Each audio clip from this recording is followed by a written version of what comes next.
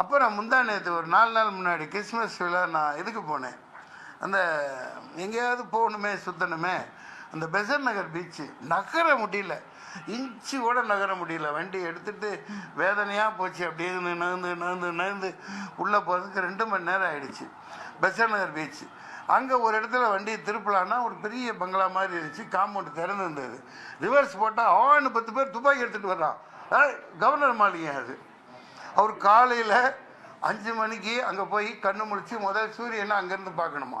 அங்கே ஒரு guest house உடச்சி தள்ளிட்டு எல்லாம் மக்களுக்கு திறந்து விட வேணாம். கவர்னர் மாளிகையிலையும் போராடின 98 அப்படியே இருக்குது. இன்றைக்கி 30 வருஷம் கிட்டாக போகுது. அதாவது அங்கே ஸ்விம்மிங் பூல் கட்டுங்க, இது ஒலிம்பிக்குக்காக இது கொடுங்க. காலையில் போய் பாருங்கள், இந்த சண்டே இன்றைக்கி பிச்சுக்கு எவ்வளோ அடிச்சுக்கிறாங்க நம்ம பசங்க. கிரிக்கெட்டுக்கு 10 கிரவுண்டு ஒதுக்குங்க, கட்டி விட்டு ட்ரைனிங் கொடுங்க. எதுக்கு கவர்னருக்கு அவ்வளோ மாளிகை? அவர் என்ன வெங்காயம் உரிச்சிட்டாரு? எந்த கவர்னருமே எல்லாமே பாலியல் தான் பண்ணுறாங்க, எல்லா கவர்னரும் பண்ணுறாங்க. அப்போ யார் அந்த சாருங்கிறதுல எனக்கு தான் கொஞ்சம் சந்தேகம் இருக்குது. ஏன்னா பன்வாரிலால் புரோஹித், அதுக்கு முன்னாடி ஒருத்தர் இருந்தார்ப்பா, பீஷ்மராவ்னு ஏதோ வருமே, எனக்கு அவார்டெல்லாம் கொடுத்தார், பீஷ்மநாராயண் சிங். ஐயோ எல்லாமே அதுக்கு பேர் என்ன சொல்கிறது, மைனர்கள், மல்லுவேட்டி மைனர் மாதிரி. இவர் பல்லு போன வயசுலேயே மைனர்களாக இருக்காங்க. அதுதான் பெரிய விஷயம். விஜய் வந்து ஃபர்ஸ்ட் வந்து கவர்னர் வேணாம் தமிழ்நாட்டுக்கு சொன்னாங்க. அதுக்கப்புறம் வந்து இந்த பாலியல் வன்கொடுமைக்காக வந்து கவர்னரே பார்த்து. ஆமாம், அது நீங்கள் எப்படி பார்க்குறீங்க?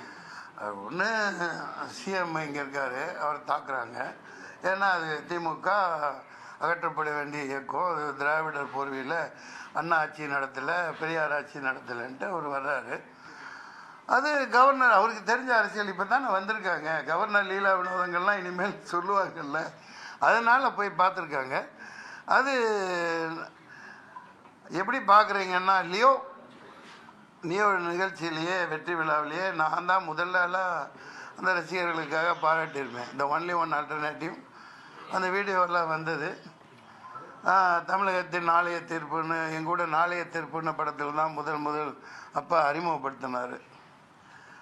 அதனால் அரசியலுக்கு வந்திருக்கார். அவர் மனு கொடுக்குறார். அதுக்கு நம்ம என்ன பண்ண முடியும்?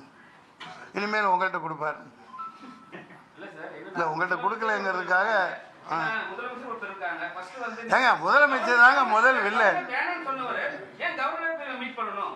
அவருக்கு அங்கே அமைதியான சூழல், கவர்னர் மாளிகைக்கு உள்ளே போய் பார்த்துக்கலாம். நாளைக்கு நம்ம ஜெயிச்சு ஏதாவது துணை முதல்வர் அப்படி இப்படி ஆகிட்டோம்னா அதுக்கேற்ற மாதிரி ஒரு கவர்னரை வைக்கணும், நல்லா வசதியாக இருக்கான்னு பார்க்குறதுக்காகவும் பிரச்சனை தீர்க்க. போனாருங்கிறீங்க, போகலைங்கிறீங்க. அங்கே அப்புறம் எங்கேயோ போய் வீட்டுக்குள்ளேயே வரவழைச்சி கொடுத்தாருங்கிறீங்க. அங்கே அவர் போனால் 4-5 பேர் செத்து போயிட்டா, கூட்டம் போயிட்டா, ஐயோ நீ ஏன் போன செத்துட்டாங்கிறீங்க, நிவாரணம் கொடுங்குறீங்க. இது முதல்ல அவரே ரொம்ப கேட்டுட்டு இருக்காரு. அவர் கேட்பாரு, அவர் ஜெயிச்சிருவார்.